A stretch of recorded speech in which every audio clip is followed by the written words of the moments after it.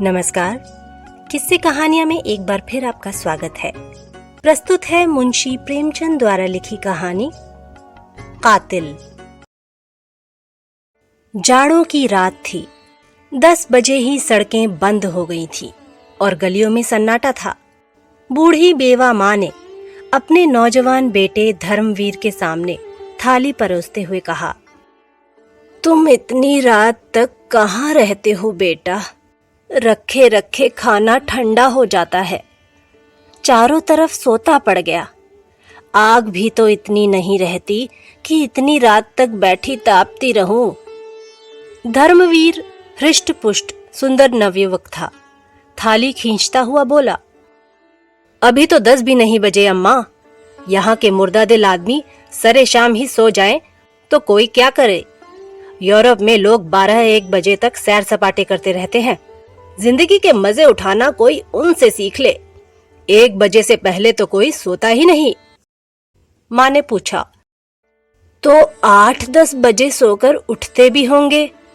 धर्मवीर ने पहलू बचाकर कहा, नहीं, वह 6 बजे ही उठ बैठते हैं। हम लोग बहुत सोने के आदी हैं। 10 से 6 बजे तक 8 घंटे होते हैं। 24 में 8 घंटे आदमी सोए तो काम क्या करेगा? यह बिल्कुल गलत है कि आदमी को 8 घंटे सोना चाहिए। इंसान जितना कम सोए उतना ही अच्छा। हमारी सभा ने अपने नियमों में दाखिल कर लिया है कि मेंबरों को 3 घंटे से ज्यादा न सोना चाहिए। माँ इस सभा का जिक्र सुनते सुनते तंग आ गई थी। यह न खाओ, वह न खाओ, यह न पहनो, वह न पहनो, न ब्याह करो, न शादी करो, न नौकरी करो, न चाकरी करो। यह सभा क्या लोगों को सन्यासी बनाकर छोड़ेगी? इतना त्याग तो सन्यासी ही कर सकता है। त्यागी सन्यासी भी तो नहीं मिलते। उनमें भी ज्यादातर इंद्रियों के गुलाम, नाम के त्यागी हैं। आज सोने की भी कैद लगा दी। अभी 3 महीने का घूमना खत्म हुआ। जाने कहां कहां मारे फिरते हैं। अब 12 बजे खाइए, या कौन जाने रात को खाना ही उड़ा दें। आपत्ति के स्वर में बोली, तभी तो यह सूरत निकल आई है कि चाहो तो एक एक हड्डी गिन लो। आखिर सभा वाले कोई काम भी करते हैं या सिर्फ आदमियों पर कैदे ही लगाया करते हैं? धर्मवीर बोला, जो काम तुम करती हो वही हम करते हैं। तुम्हारा उद्देश्य राष्ट्र की सेवा करना है, हमारा उद्देश्य भी राष्ट्र की सेवा करना है। बूढ़ी विधवा आजादी की लड़ाई में दिलो जान से शरीक थी। 10 साल पहले उसके पति ने एक राजद्रोहात्मक भाषण देने के अपराध में सजा पाई थी। जेल में उसका स्वास्थ्य बिगड़ गया और जेल ही में उसका स्वर्गवास हो गया। तब से यह विधवा बड़ी सच्चाई और लगन से राष्ट्र की सेवा में लगी हुई थी। शुरू में उसका नौजवान बेटा भी स्वयं सेवकों में शामिल हो गया था, मगर इधर 5 महीनों से वह इस नई सभा में शरीक हो गया और उसको जोशीले कार्यकर्ताओं में समझा जाता था। माँ ने संदेह के स्वर में पूछा, तो तुम्हारी सभा का कोई दफ्तर है? हाँ है। उसमें कितने मेंबर हैं? अभी तो सिर्फ 50 मेंबर हैं। वह 25 आदमी जो कुछ कर सकते हैं वह तुम्हारे 25,000 भी नहीं कर सकते। देखो अम्मा, किसी से कहना मत, वरना सबसे पहले मेरी जान पर आफत आएगी। मुझे उम्मीद नहीं कि पिकेटिंग और जुलूसों से हमें आजादी हासिल हो सके। यह तो अपनी कमजोरी और बेबसी का साफ ऐलान है। झंडियां निकालकर और गीत गाकर कौमें नहीं आजाद हुआ करती। यहाँ के लोग अपनी अकल से काम नहीं लेते। एक आदमी ने कहा, यो स्वराज्य मिल जाएगा, बस आंखें बंद करके उसके पीछे हो लिए। वह आदमी गुमराह है और दूसरों को भी गुमराह कर रहा है।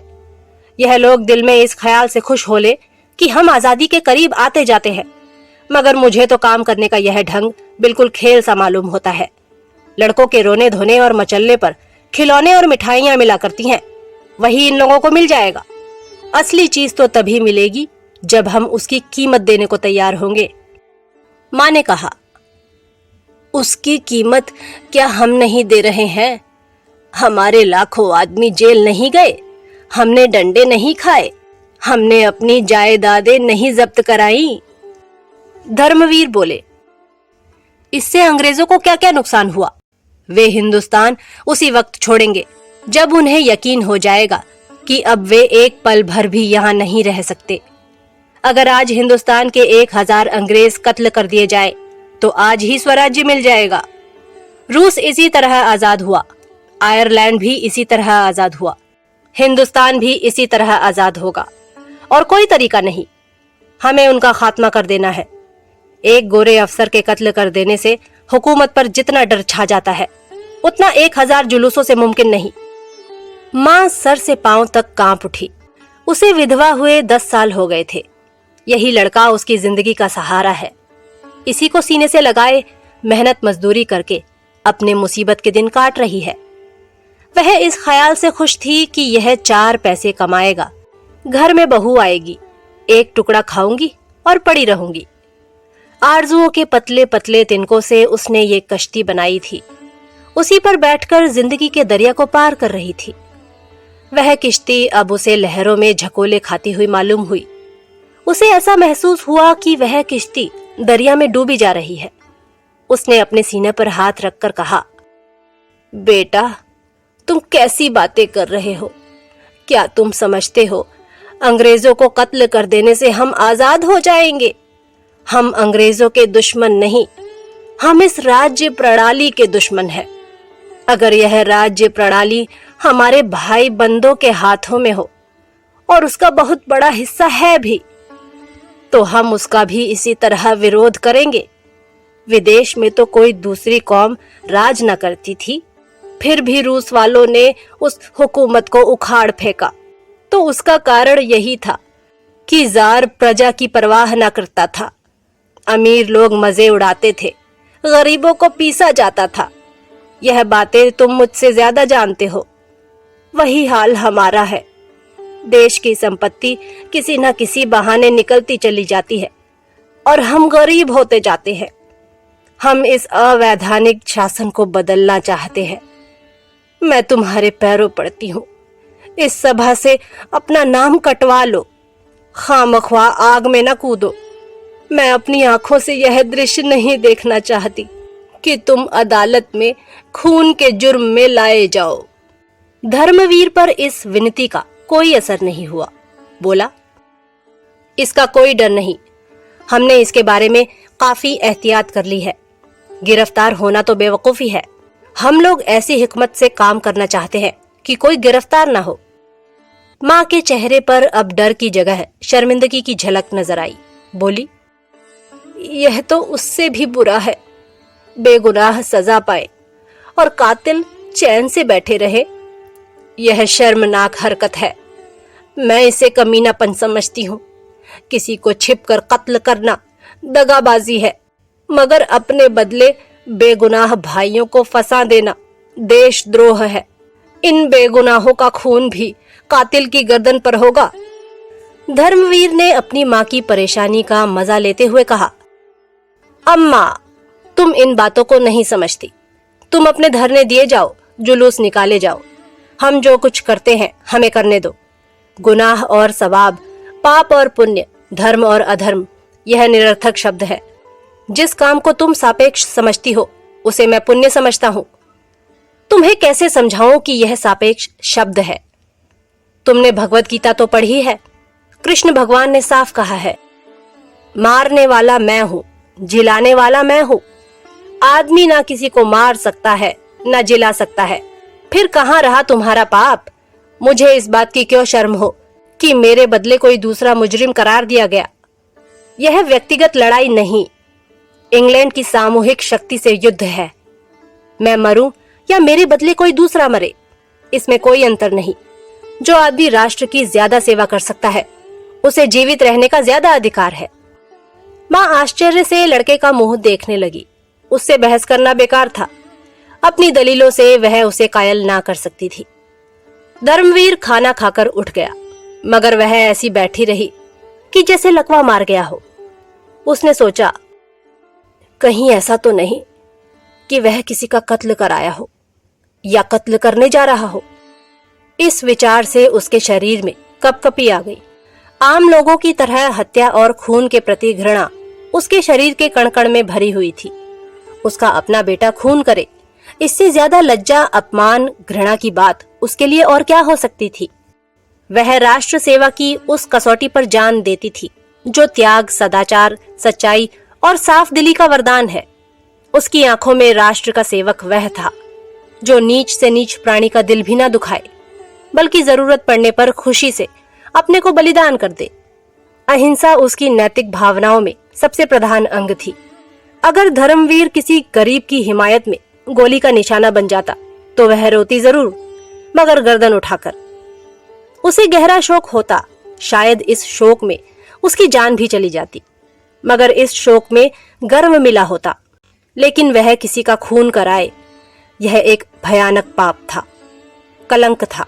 लड़के को रोके कैसे, यही सवाल उसके सामने था। वह यह नौबत हरगिज ना आने देगी कि उसका बेटा खून के जुर्म में पकड़ा न जाए। उसे यह बर्दाश्त था कि उसके जुर्म की सजा बेगुनाहों को मिले। उसे ताज्जुब हो रहा था, लड़के में यह पागलपन आया क्यों कर। वह खाना खाने बैठी, मगर कौर गले से नीचे ना जा सका। कोई जालिम हाथ धर्मवीर को उनकी गोद से छीन लेता है।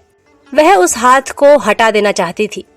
अपने जिगर के टुकड़े को वह एक क्षण के लिए भी अलग ना करेगी, छाया की तरह उसके पीछे पीछे रहेगी। किसकी मजाल है जो उसके लड़के को उसकी गोद से छीने। धर्मवीर बाहर के कमरे में सोया करता था।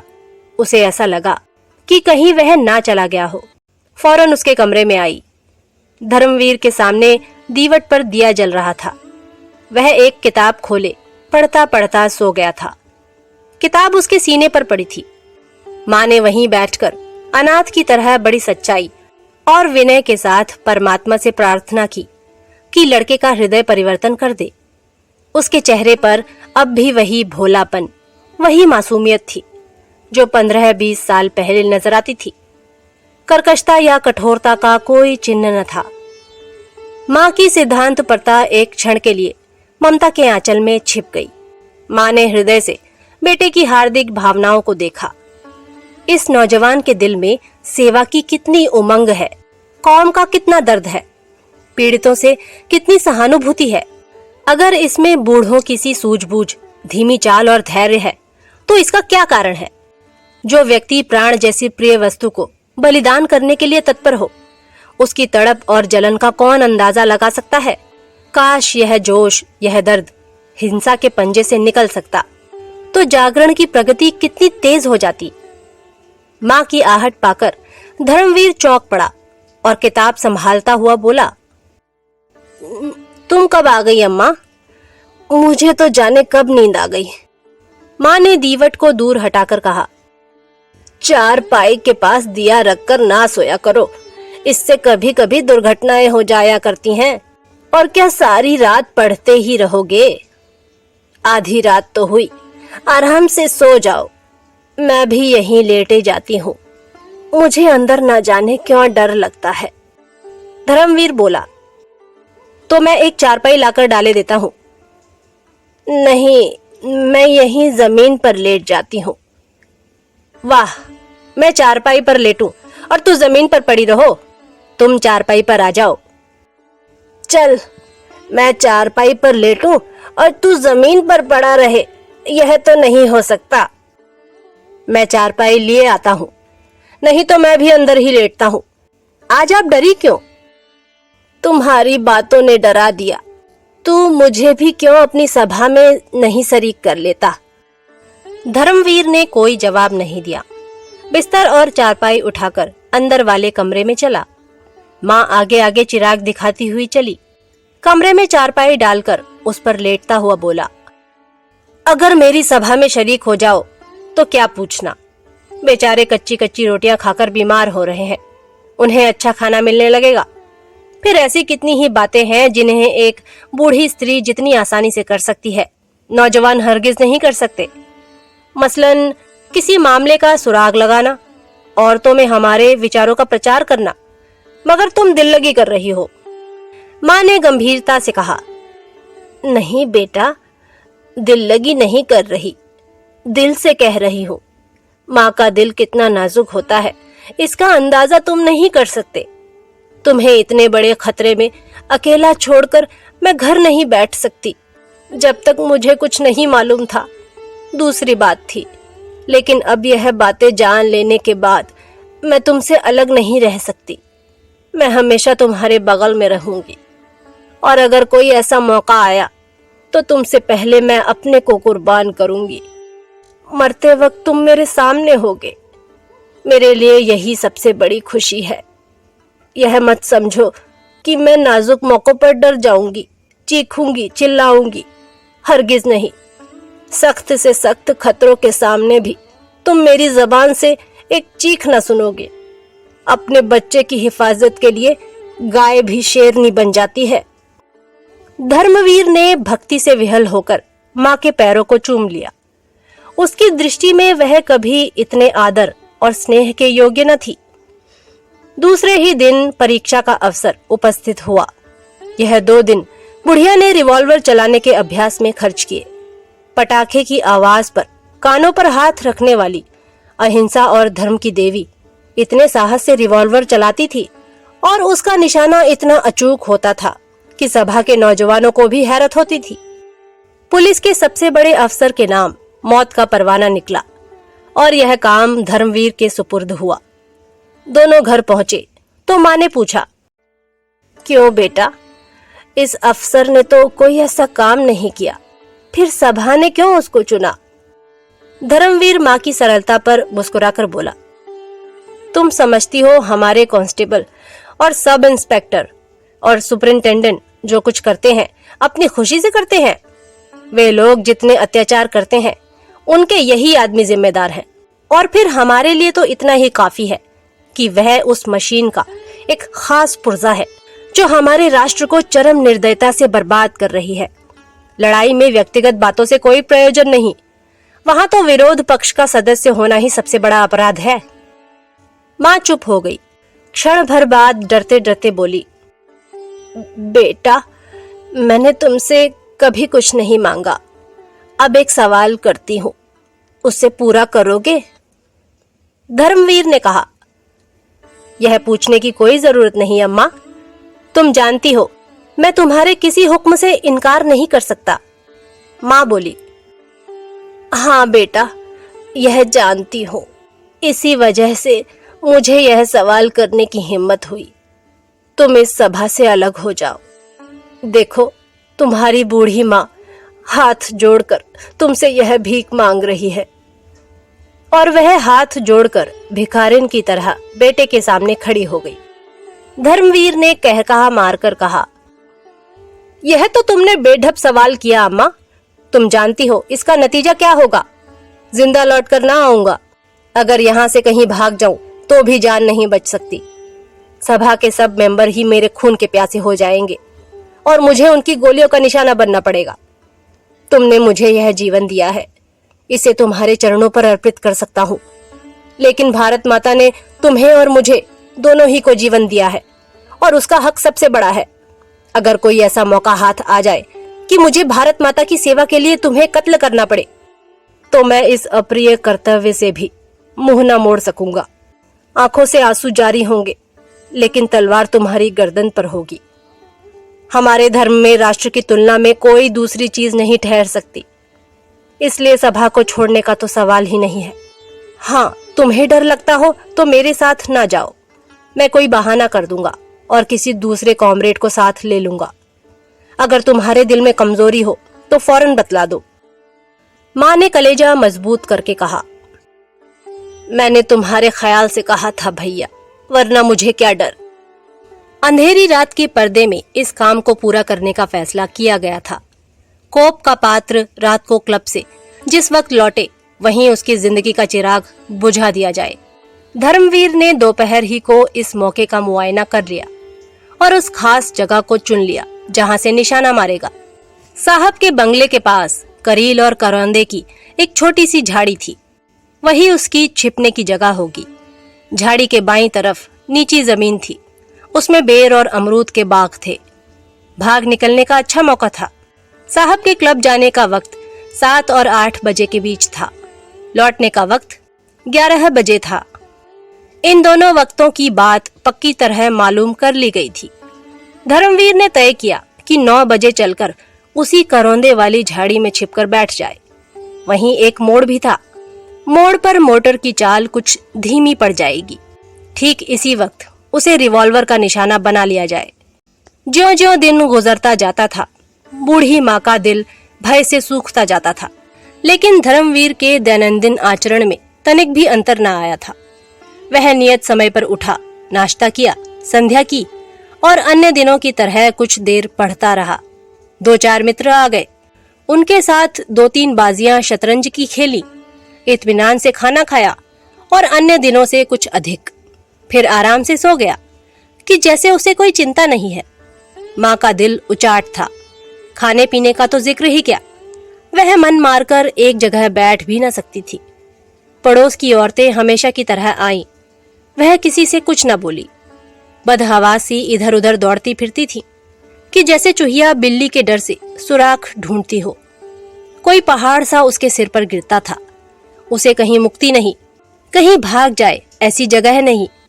वे घिसे पिटे दार्शनिक विचार जिनसे अब तक उसे सांत्वना मिलती थी, भाग्य, पुनर्जन्म, भगवान की मर्जी, वे सब इस भयानक विपत्ति के सामने व्यर्थ जान पड़ते थे। ज़रह बख्तर और लोहे की टोपी तीर तुपक से रक्षा कर सकते हैं, लेकिन पहाड़ तो उसे उन सब चीजों के साथ कुचल डालेगा। उसके दिलो दिमाग बेकार होते जाते थे। अगर कोई भाव शेष था तो वह भय था। मगर शाम होते होते उसके हृदय पर एक शांति सी छा गई। उसके अंदर एक ताकत पैदा हुई जिसे मजबूरी की ताकत कह सकते हैं। चिड़िया उस वक्त तक फड़फड़ाती रही जब तक उड़ निकलने की उम्मीद थी। उसके बाद वह बहेलिये के पंजे और कसाई के छुरे के लिए तैयार हो गई। भय की चरम सीमा साहस है। उसने धर्मवीर को पुकारा, बेटा कुछ आकर खा लो। धर्मवीर अंदर आया। आज दिन भर माँ बेटे में एक बात भी न हुई थी। इस वक्त माँ ने धर्मवीर को देखा तो उसका चेहरा उतरा हुआ था। वह संयम जिससे आज उसने दिन भर अपने भीतर की बेचैनी को छुपा रखा था, जो अब तक उड़े उड़े से दिमाग की शक्ल में दिखाई दे रही थी, खतरे के पास आ जाने पर पिघल गया था।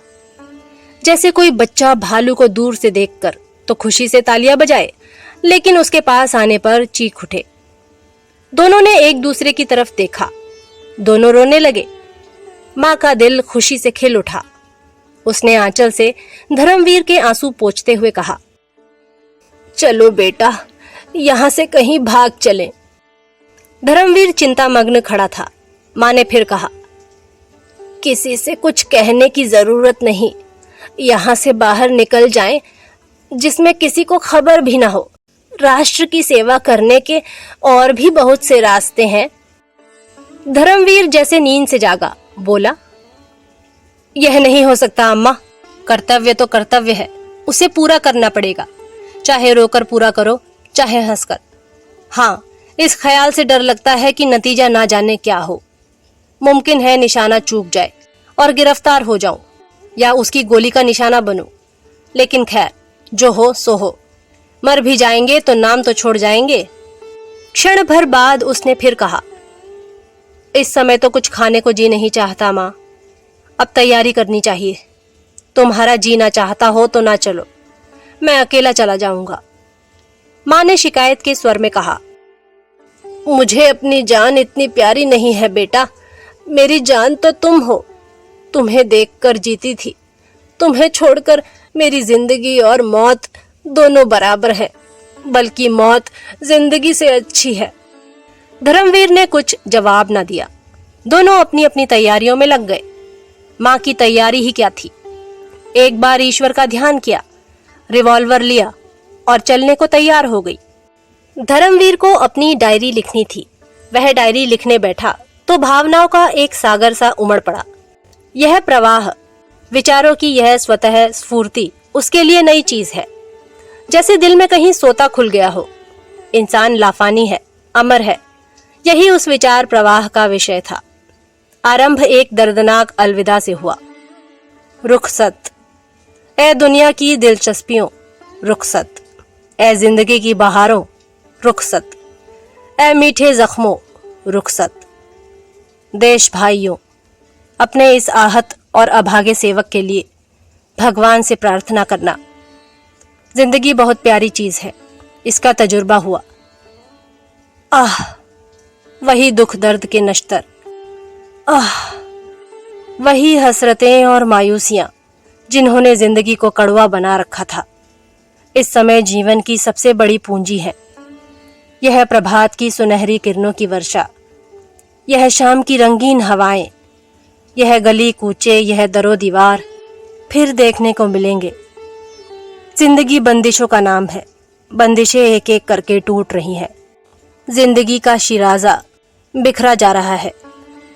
ऐ दिल की आजादी, आओ तुम्हें नाउमीदी की कब्र में दफन कर दूं। भगवान से यही प्रार्थना है कि मेरे देशवासी फले फूलें, मेरा देश लहलहाए।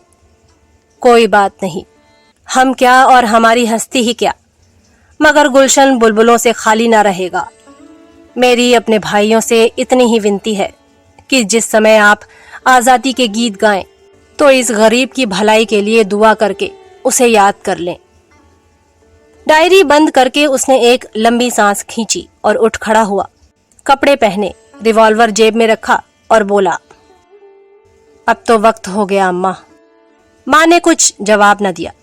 घर संभालने की किसे परवाह थी। जो चीज जहां पड़ी थी वहीं पड़ी रही, यहां तक कि दिया भी न बुझाया गया। दोनों खामोश घर से निकले। एक मर्दानगी के साथ कदम उठाता, दूसरी चिंतित और शोकमग्न और बेबसी के बोझ से झुकी हुई। रास्ते में भी शब्दों का विनिमय ना हुआ। दोनों भाग्य लिपि की तरह अटल, मौन और तत्पर थे। गद्यांश तेजस्वी, बलवान, पुनीत कर्म की प्रेरणा, पद्यांश दर्द, आवेश और विनती से कांपता हुआ। झाड़ी में पहुंचकर दोनों चुपचाप बैठ गए। कोई आध घंटे के बाद साहब की मोटर निकली। धर्मवीर ने गौर से देखा। मोटर की चाल धीमी थी। साहब और लेडी बैठे थे। निशाना अचूक था। धर्मवीर ने जेब से रिवॉल्वर निकाला। माँ ने उसका हाथ पकड़ लिया और मोटर आगे निकल आई। धर्मवीर ने कहा, यह तुमने क्या किया अम्मा? ऐसा सुनहरा मौका फिर हाथ ना आएगा।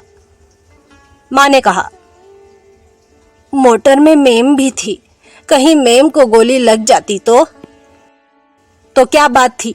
हमारे धर्म में नाग, नागिन और सपोले में कोई भी अंतर नहीं।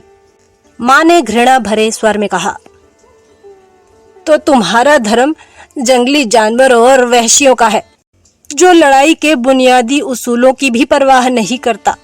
स्त्री हर एक धर्म में निर्दोष समझी गई है, यहाँ तक कि वहशी भी उसका आदर करते हैं। वापसी के समय हरगिज ना छोड़ूंगा।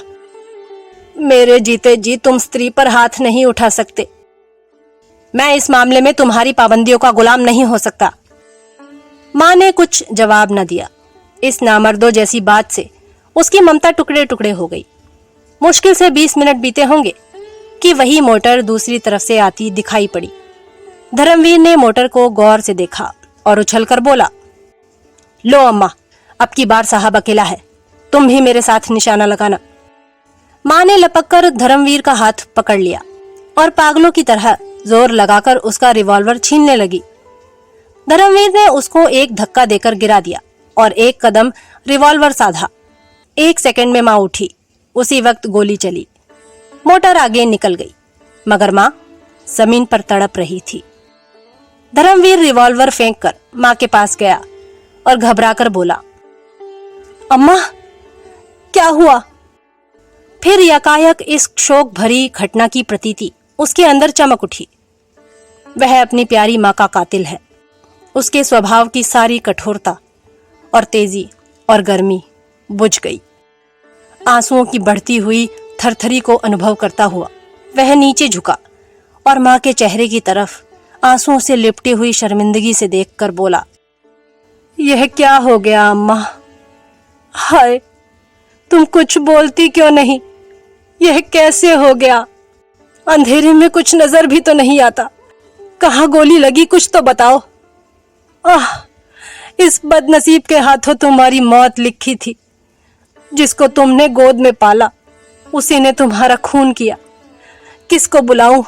कोई नजर भी तो नहीं आता। माँ ने डूबती हुई आवाज में कहा, मेरा जन्म सफल हो गया बेटा। तुम्हारे हाथों मेरी मिट्टी उठेगी। तुम्हारी गोद में मर रही हूं। छाती में घाव लगा है। जो तुमने गोली चलाई, मैं तुम्हारे सामने खड़ी हो गई। अब नहीं बोला जाता। परमात्मा तुम्हें खुश रखे, मेरी यही दुआ है। मैं और क्या करती बेटा, माँ की आबरू तुम्हारे हाथ में है। मैं तो चली। क्षण भर बाद उस अंधेरे सन्नाटे में धर्मवीर अपनी प्यारी माँ के नीमजान शरीर को गोद में लिए घर चला तो उसके ठंडे तालुओं से अपनी आंसू भरी आंखें रगड़कर आत्मिक आह्लाद से भरी हुई दर्द की टीस अनुभव कर रहा था। तो ये थी मुंशी प्रेमचंद द्वारा लिखी कहानी कातिल। अगली बार फिर एक नई कहानी के साथ आपसे मुलाकात होगी। तब तक के लिए नमस्कार।